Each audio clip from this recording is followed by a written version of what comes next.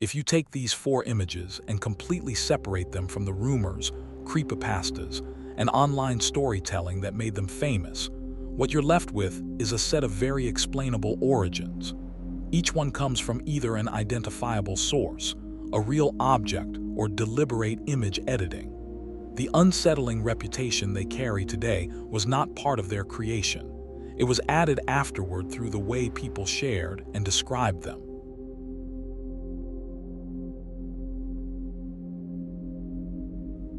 Starting with what people call Squidward suicide, the most important thing to understand is that there is no real lost or banned episode of SpongeBob SquarePants that matches the story. The image itself is not an official frame in the form that it circulates online. It is almost always a manipulated still. Someone originally took a normal frame of Squidward, usually a close-up from an existing episode, and altered it using editing software. The changes typically include darkening the overall lighting, mooting or shifting the colors, and modifying the eyes to appear more detailed, shadowed, or discolored. In some versions, additional textures or overlays are added to make the image look more photographic or less like clean animation. The original show uses very consistent visual rules, flat colors, simple shading, and smooth outlines. When someone edits a frame and breaks those rules, even slightly, it becomes noticeable. But importantly, those changes are not coming from the studio or any official release. They are added afterward by individuals. The creepypasta story that accompanies the image, which describes a disturbing episode discovered by accident, was written separately and shared on forums. The image exists to support that story, not the other way around. There is no production evidence, no archive, and no credible record that suggests such a frame was ever broadcast or created by the original team. Everything about the version is fan-made, built from existing material and altered to match a fictional narrative.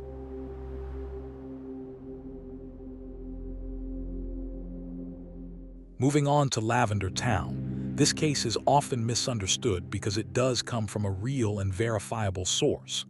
The visuals originate from Pokémon Red and Blue, released by Nintendo in the late 1990s. Lavender Town is an actual location within the game. It was designed to be a quiet, somewhat somber area, featuring a tower that serves as a graveyard for Pokémon. The original graphics are extremely simple due to the limitations of the Game Boy hardware. Small sprites, limited color palettes, and minimal animation. The images that circulate online are often real screenshots from that location, but they are frequently altered. People adjust the contrast, deepen the purple tones, add blur, or introduce visual noise to make the scene feel darker or more oppressive than it originally was. In some cases, entirely new elements are added, but they are presented in a way that mimics the original pixel style. The important detail is that the Lavender Town Syndrome story, the idea that the game caused harm to players, did not exist at the time of the game's release. It appeared years later, as part of internet folklore. The images themselves are rooted in a legitimate game environment, but their reputation as something dangerous or mysterious is entirely constructed after the fact. What people are seeing is either an authentic but harmless game location, or an edited version of it designed to match the myth.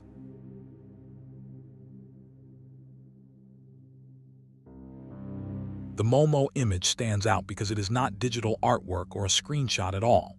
It is a photograph of a real physical object. The figure comes from a sculpture called Mother Bird, created by Keisuke Sawa, working with Link Factory. This sculpture was publicly displayed in Japan, meaning it was never hidden, secret, or intended to be mysterious in the way the internet later framed it. The widely shared image is simply a photograph of that sculpture, taken in a normal setting. What changed was not the image itself, but how it was presented. When the photo began spreading online, it was stripped of its original context, no mention of the artist, no explanation of the exhibition, and instead paired with alarming claims about messages, challenges, or harmful instructions. None of those claims were verified, and many were later debunked. The sculpture itself was eventually discarded, but by then the image had already taken on a life of its own. So when people look at Momo, they are not seeing something created for a horror campaign.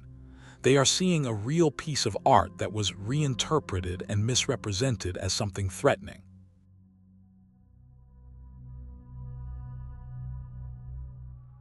Finally, Anansi's Goatman images are not tied to a single origin at all. Unlike the other three, there is no one original source you can trace back to. Instead, these images are part of a broader style of internet horror content inspired by cryptid legends, stories about unknown or hidden creatures. The name Anansi is taken from Anansi, a well-known figure in folklore, but it is not actually connected to any goat-like being in traditional stories. The combination of that name with a Goatman concept is something created online. The images themselves are usually made by individuals using a mix of practical and digital techniques.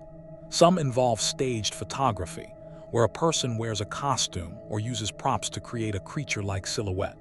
Others are edited digitally, combining different images or painting over them to form a figure. After the base image is created, it is intentionally degraded. Resolution is lowered, grain is added, lighting is reduced, and motion blur or compression artifacts are introduced. These steps are done on purpose to make the image look older, less clear, and more like accidental or found footage.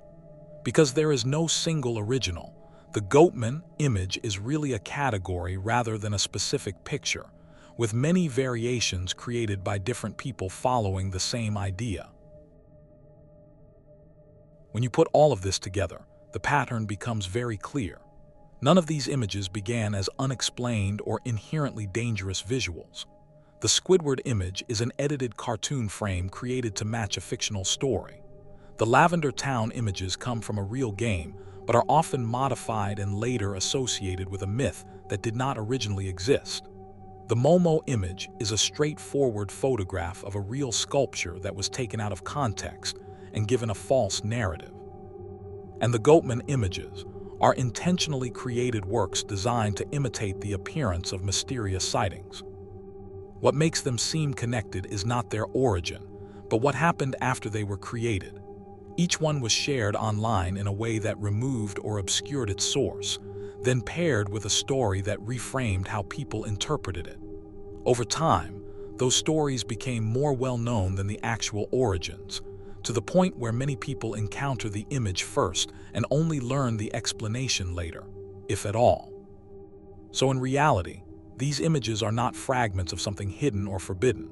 They are examples of how ordinary media, animation frames, game screenshots, sculptures, and staged photos can be transformed into something entirely different through editing, context removal, and repeated retelling. The visuals themselves are real in the sense that they exist and can be traced, but the meanings attached to them are constructed, layered on top over time, and spread through the way people choose to present them.